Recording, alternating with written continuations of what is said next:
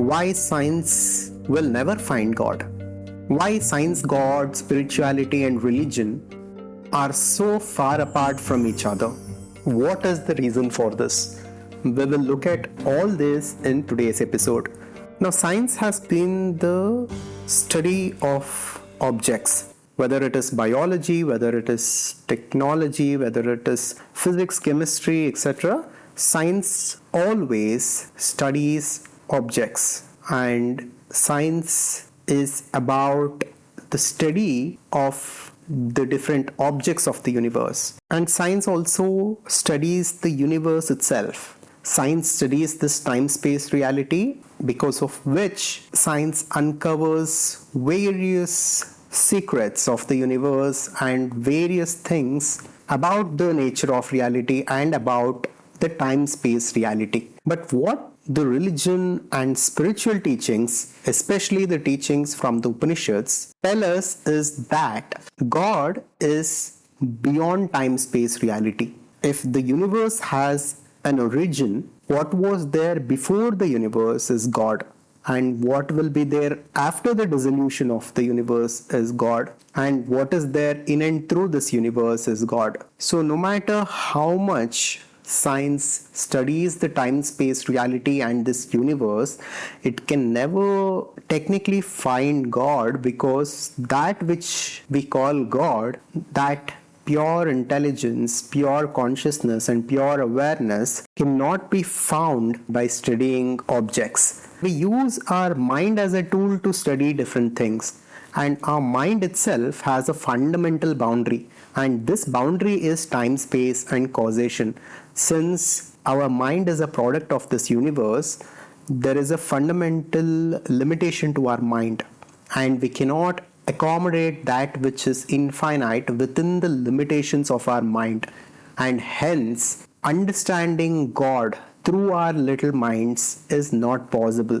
But then what are the religions telling us? What is spirituality about, and what is the teachings of the Upanishads? What the Upanishads tell us is that even though understanding God with our little minds is technically not possible, realizing God experientially is possible. And this is what we need to seek.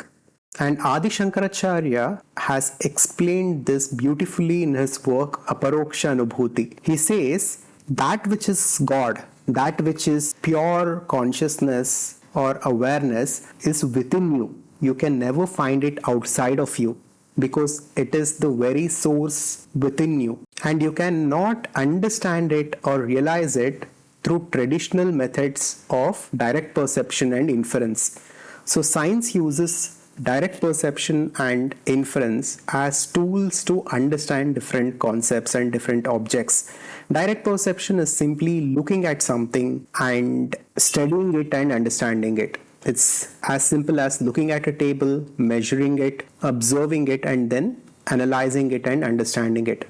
Inference is nothing but inferring the information through something. For example, there are some microscopic particles that we cannot see with the naked eye, but scientists use a microscope or an instrument to look at that particle, and based on the readings of the instrument, they come to various conclusions about the nature of that microscopic particle. This is inference. What Shankaracharya tells us is that God can never be found or understood through the direct perception or through inference.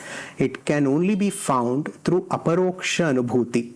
It is a sort of direct first-hand experience that one has about the nature of reality, and this is the only way to realize God. And since science is only focused on the study of objects of the universe, and since science is only focused on the study of time-space reality, it cannot find pure consciousness, and it cannot find that absolute reality or God until it radically changes how it approaches things.